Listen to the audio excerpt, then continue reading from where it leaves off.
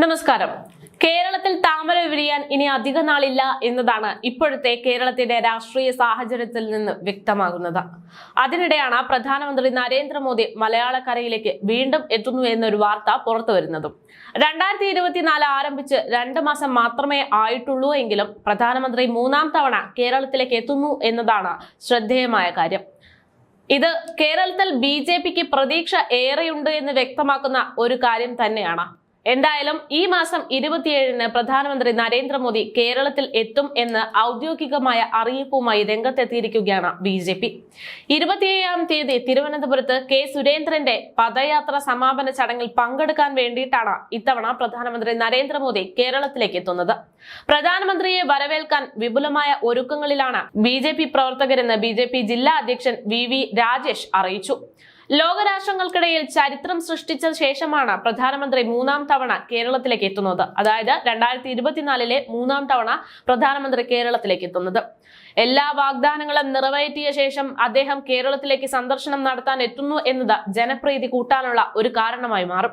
സംസ്ഥാനത്തെ സാധാരണ ജനങ്ങൾ പോലും പ്രധാനമന്ത്രി നരേന്ദ്രമോദിയെ സ്വീകരിക്കാൻ ഒരുങ്ങിക്കഴിഞ്ഞു എന്ന ആത്മവിശ്വാസത്തിലാണ് BJP നേതൃത്വം. സാധാരണ ജനങ്ങളുടെ ഇടയിലേക്ക് ഇറങ്ങിച്ചെല്ലാൻ BJPക്ക് സാധിച്ചിട്ടുണ്ട് എന്ന് BJP വിശ്വസിക്കുന്നു. തിരുവനന്തപുരത്തെ ജനങ്ങൾ BJPക്ക് വോട്ട് ചെയ്യാൻ മനസ്സുള്ളവരാണ് എന്നും ദേശീയ ബോധമുള്ള കോൺഗ്രസ് CPM അണികളും BJPക്ക് വോട്ട് രേഖപ്പെടുത്തുമെന്നും VV രാജേഷ് പറയുന്നു. തിരുവനന്തപുരത്താണ് കേരള പദയാത്രയുടെ സമാപന സമ്മേളനം നടക്കാൻ പോകുന്നത്. ഈ മാസം 27-നാണ് സമാപന സമ്മേളനം.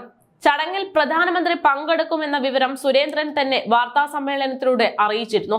മോദിയുടെ വരവ് വലിയ ആഘോഷമാക്കാനാണ് പാർട്ടിയുടെ തീരുമാനം. നിരന്തരമുള്ള പ്രധാനമന്ത്രി നരേന്ദ്രമോദിയുടെ ഈ സന്ദർശനം ദക്ഷിണേന്ത്യയിൽ മോദി 2ാം സീറ്റിൽ മത്സരിച്ചേക്കുമെന്നുള്ള അഭ്യൂഹങ്ങളും ശക്തമാക്കുകയാണ്.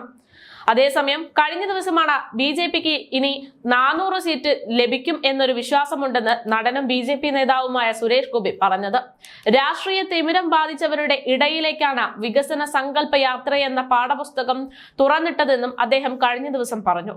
ഇതിന്റെ ഉറപ്പിൽ 400 സീറ്റ് ഇനി BJPക്ക് ലഭിക്കും എന്ന വിശ്വാസമുണ്ട് എന്ന് സുരേഷ് ഗോപി പറയുകയും ചെയ്തു.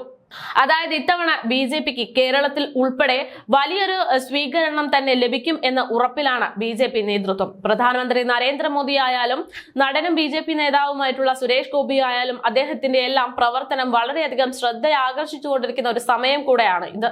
ലോക്സഭാ തിരഞ്ഞെടുപ്പ് അടുത്തുകൊണ്ടിരിക്കെ ഏറ്റവും കൂടുതൽ വിശ്വാസത്തിൽ മുന്നോട്ട് പോകുകയാണ് BJP നേതൃത്വം.